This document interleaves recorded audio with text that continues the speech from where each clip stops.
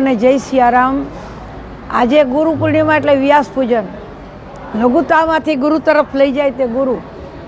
આજે આપણે બધાય તમારા ઘરમાં તમારી જનેતા, તમારી મા પણ તમારા ગુરુ છે, તમને જે કંઈ જ્ઞાન આપે એ પણ તમારા ગુરુ છે, અને સાચા સદમાર્ગે લઈ જઈને મોક્ષના જે દ્વાર બતાવે તે સદગુરુ છે। સદગુરુ વૈદ છે। દાખલા તરીકે આપણને તાવ આવ્યો હોય, માથું દુખતું હોય તો ડૉક્ટર પાસે જઈએ, એમ ભવરોગને દૂર કરનાર જો કોઈ હોય તો સદગુરુ છે। અને એટલે જ રામાયણની ચોપાઈમાં લખ્યું છે સદગુરુ વૈદ। સદગુરુ વૈદ છે મારા ને તમારા બધાએ ભવરોગને દૂર કરનાર। પણ અત્યારના સાંપ્રત સમુદાયમાં મારે એટલું જ કહેવાનું કે તમે આપણે બધાય એક બનીએ ને એક બનીએ। આપણી વિચારધારા, પરિવાર આજે તૂટી રહ્યો છે। યુવાનો, નાના નાના બાળકો જે મોબાઈલના માર્ગે ખોટા, મોબાઈલ જરૂરી છે પણ ખોટી ગેમ્સના રવાડે ચડ્યા છે, એમાંથી દૂર રહીએ।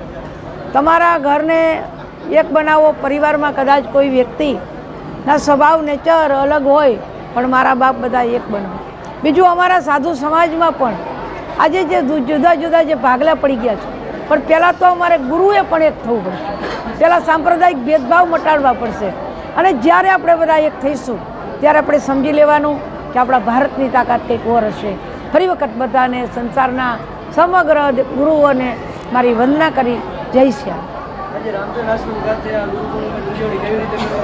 આજે રામધન આશ્રમ ખાતે પહેલાં સૌપ્રથમ તો અમારા જે ગુરુ મહારાજ છે પોથી પૂજન, કારણ કે અમે કથાકારે પોથી પૂજન કર્યું, હવે કુમારિકા પૂજન થશે, વ્યાસ પૂજન કરીએ, પછી અમારા સેવકોએ મારું અને મહામંડલેશ્વર રત્નેશ્વરી દીદીનું પણ સન્માન, અને બધા સંતો, ભૂદેવો એ બધાનો મહાપ્રસાદ, કુમારિકા ભોજન અને મહાપ્રસાદ બધા ભક્તોનો કાર્ય કરી, અને બપોર પછી કાલિકાનગર મુકામે બટુક ભોજન અને સત્સંગનો કાર્યક્રમ છે।